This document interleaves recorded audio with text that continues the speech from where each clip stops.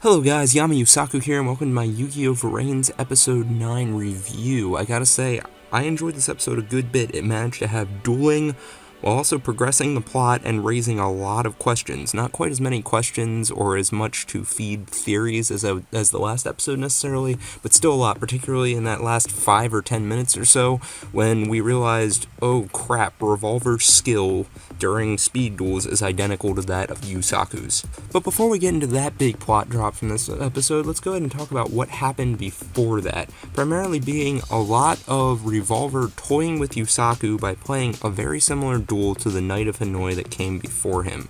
I think he did that on purpose because he already knew how Yusaku would counter that situation, and then he himself could basically be baiting him into another scenario, which is essentially what happened. So as a result, I personally didn't find the duel super interesting so much as the banter they were having back and forth. I took particular interest in what Revolver was saying his cause, which seemed to be kind of removing people from the digital world and placing them back in the real world. He was talking about the life of living and breathing things, which some people can definitely say might be a real problem in our world today as we get so caught up in fiction and everything else we forget to intake the world around us. And that's not meant to criticize anybody, but some people certainly make a case for it, and I think you could consider it a problem. I'm not going to take a side on that, but I think you could, and I think it's an interesting thing that they decided to have Revolver go down that path, because then he's a villain that at least some people can come to sympathize with, especially sympathize with his cause, even if not him personally, which definitely adds a layer of depth to the story, at least in my opinion, because then you're kind of stuck on whose side to take. And with Yusaku being as hard-edged as he sometimes comes across as on the outside, and so reserved and never really revealing too much about himself, it certainly makes him a little bit more difficult to relate with than the typical Yu-Gi-Oh protagonist, at which rate relating to someone like Revolver, who isn't our main protagonist, becomes a little bit easier. It's making the story a little bit more interesting, and it makes you wonder once more, who is the right side? Is it possible that Yusaku is inadvertently fighting for the wrong side and Ignis is going to come back to be a villain? Somewhat similar to what happened with the Baryons in Yu-Gi-Oh! Zexal. And taking all of this into account, it's making me believe more and more that by the end of this arc, we will all be convinced Soltec are the real villains, and that the Knights of Hanoi were more so just taking a dark approach to solve the bigger problem. They were using some evil for the quote-unquote greater good, and that I think definitely Revolver's going to end up fighting alongside Yusaku in some way, shape, or form, even if it is reluctantly, in the way Yugi and Kaiba used to tag duel, or even Shark and Yuma when they dueled Don 1000.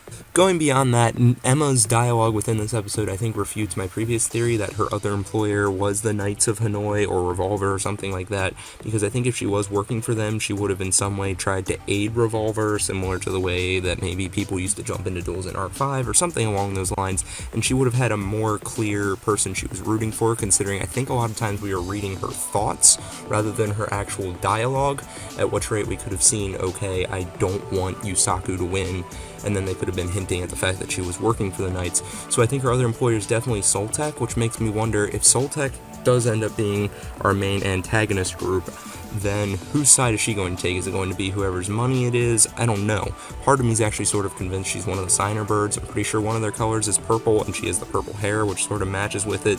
Then again, that's a very long shot. There's not a lot more to support it. After that comes a question that I really don't have many theories as to how to answer, but that's Ignis states that if Yusaku ends up winning the duel, he's going to take his body back. I'm not really sure what that translates to. This is extremely unlikely, but does that mean that maybe at one point Ignis was a human and that Revolver has his actual body, or is it just referring to the AI body we saw in the first episode in that flashback scene? So I'm just kind of missing how Revolver losing directly gets Ignis's body back. Maybe it's super simple and I'm just missing it. But with all that covered, let's go ahead and move on to the big point of this episode, being that Revolver has the ability to use storm access, much like Yusaku does. And the first thing I want to touch on upon this is I think it definitely confirms that both Yusaku and Revolver's pasts are linked in some way, because they both have the ability to manipulate the Link Vrains world in some way, shape, or form. That's essentially what storm access is. They're generating a card that will eventually become real by manipulating the virtual world. So with that understanding that they have a linked past, I think it pretty much confirms, if it wasn't already confirmed, they were two of the 6 kids we saw in that flashback scene several episodes ago, Yugioh, and I wouldn't be surprised if the other 4 children from that scene also are able to manipulate the Link Vrains world. They just haven't realized it yet. Perhaps they also have a past that, much like Yusaku's, they've forgotten. So with 2 of the other bird signers, so to speak, I'll continue to call them that because that's what they remind me of at least, being basically confirmed to be Aoi and Go, I'm wondering if they're going to also have a similar skill, or at least something that manipulates the Link Vrains world down the road that they just haven't developed yet from potentially that Forgotten Past. And the Forgotten Past thing also makes sense because it's a consistent theme in Yu-Gi-Oh! I don't think there's actually been a Yu-Gi-Oh! Show where the main protagonist or a significant character hasn't had their past come back to play a huge role in the plot, and it was a forgotten past. You had clearly a Tem being the main plot of Duel Monsters. You had, in GX, you had Jaden with the Supreme King arc. Then in 5Ds, although he didn't forget it, you had Yusei in Zero Reverse, which was still a part of his past, and in Zexal you had Shark being the head Barian leader and his sister Rio, who was one of the Barian emperors. And then in Arc 5, well, that ended up being the whole plot, was that Yugioh was a piece of the ultimate villain Zark in his forgotten past, sort of. It's kind of a stretch on the forgotten past thing, but I think it still definitely is, and just in a new form. This is also more support for the Revolver being Kusanagi's brother theory, at least in my opinion, because Yusaku probably knew Kusanagi's brother since they're friends, and therefore the odds of them having a connected past that would give them both similar skills and the similar influence over Link Vrains once more makes more sense. It just all fits together better and better as time goes on, so at this point I'd be sort of surprised if Revolver isn't Kusanagi's brother.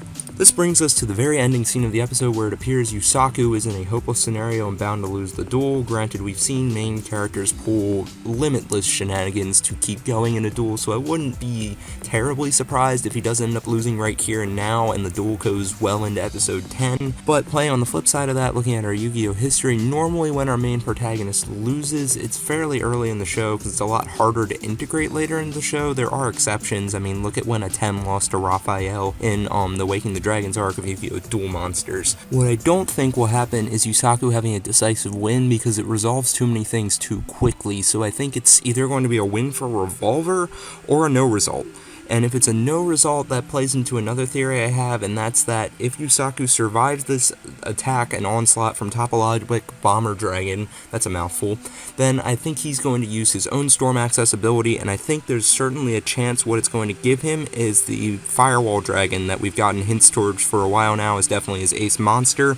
And then I think something similar to what happened between Yusei and Jack in 5Ds when Red Dragon, Archfiend, and Stardust Dragon met for the first time may happen, and it would end the duel because of the collide of the two basically signer dragons. Since the birds sort of remind me of signers, I can see there being a similar relationship here. And once more delving into our Yu-Gi-Oh! History, that's certainly sort of becoming a pattern as it happened in 5Ds, and then if we look at Yu-Gi-Oh! Arc 5, when the 4-dimension dragons were in contact with each other, they would call out to each other and trigger Berserk mode, those types of things. So having two dragons who are heavy to the plot in some way, shape, or form react and then cause no results or interfere with the duel in some way is certainly nothing new for this show.